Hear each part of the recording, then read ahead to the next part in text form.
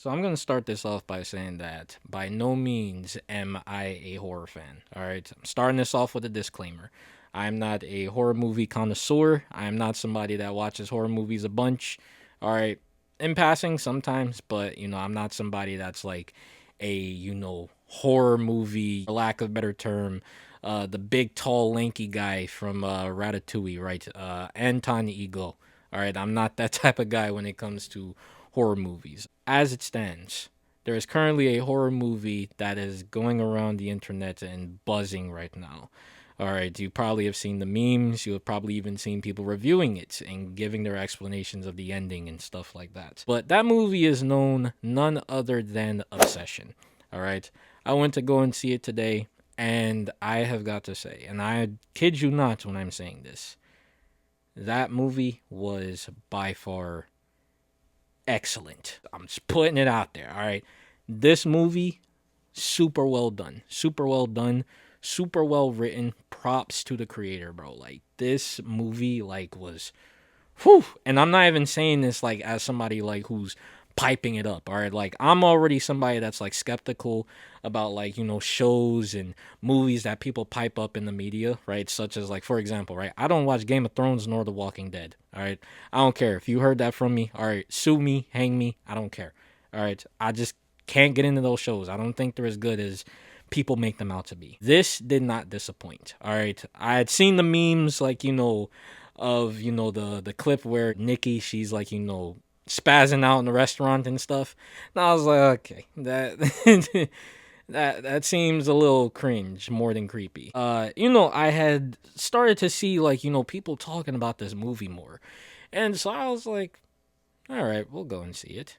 So I bought my ticket last night, right? And I was like, okay, cool, we're gonna go see it today, right? Right now it's Tuesday, and I went in with like pretty much like you could say high expectations, but kind of like all right, whatever it is, it is. I already paid money for my ticket, and let me just say what I love about this movie, or what I loved about this movie, was that it's not your typical horror movie, right? Like it's not this horror movie where it's about like demonic possession, like in the sense that like that's not the focus. Blood on the walls, writing with blood on the walls, and somebody like climbing, on the ceiling and turning their head like a good 360 degrees and speaking in some demonic language or pig Latin or whatever, and going like, oh, get out or we're gonna kill you. Like, no, no, man, this movie, it makes you think, bro. Like, I'm gonna just put it out there. All right, for those who don't know, all right, it's basically like a tale as old as time. To see this lesson portrayed in this way in this film was super duper dope. But basically the lesson is, or the story goes, right? If you've ever seen the trailers, all right, there's this character named Bear, right? And he has this, insane crush on Nikki, who he's been friends with for a long time. All right, I'm pretty sure you know where this is going. But he has a insane crush on her, right? Not like Jeffrey Dahmer, but like insane, but like insane, like he's been crushing on her for a while, and basically he takes this well, you see it in the trailer. It's this thing called a one wish willow, right? It's a willow branch, right? It's funny because I saw an ad for it on YouTube, and now I know why. But he basically he goes into the shop, buys this one wish willow, and it's basically like you snap the branch after you've made a wish, and his wish was that Nikki would be obsessed with him, right? Hence the title of the movie, right? Obsession. Now, in the first few moments, like anybody who wishes for something, right? They with it, right? Bear is with it. He's like, oh wow, she actually like, yo, like what the heck is going on? Oh wait, she's actually into me. Oh wow. But then when things start going wrong and he starts to see the repercussions of having somebody that obsessed with him, that's when it's like, okay, I screwed up. But what I loved about this movie, what I loved about this film, is that it really leaned into the cringeness and the weirdness of having somebody that obsessed with you, right? A lot of folks, right, they think they want somebody like super duper, like just into them, like, and, into them around the clock. And what I mean by that is like, like they'll pretty much like, worship the ground that you walk on. But when you actually start to see what that would look like, especially from someone else's perspective of what that looks like, it's like, I don't think I want that, And this movie, I would say, bro, super good, especially for a movie that's not backed by one of these major companies like Sony, Columbia, Disney. Bro, indie films are killing it right now. All right, I'm gonna just be honest, bro. That should tell you something about art, bro. But the lesson that I took from this, right, other than the lesson of like, be careful of what you wish for, right? It's a pretty basic lesson, next to the be careful what you wish for. But it's that, true love is free. I remember watching one of the analysis on the movie, and one person, they had said that there's a certain part in the Bible, right? It's Romans 1. Paul, he's writing to the Romans, and he, speaks about like how you have people, you have folks who, they come to the truth about God, and they're believers, but there comes a point in their lives where, they start to desire or worship something more than they worship God, or they desire this thing more than God, so they put it on a pedestal, or they swap God out for that very thing that they're idolizing. And so what does God do? He gives them over to their desires, right?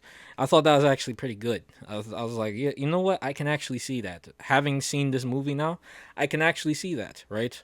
You see that, the very thing that this person desires has now become his greatest curse. But the lesson that I took from this movie as well would have to be that, it's a basic lesson, but like, it's that love is free. The whole like thing of this movie is that, somebody did something that overrides a person's free will. All because like deep down, right, if we're being honest, the main character Bear, all he wants is love, It's all he wants is love.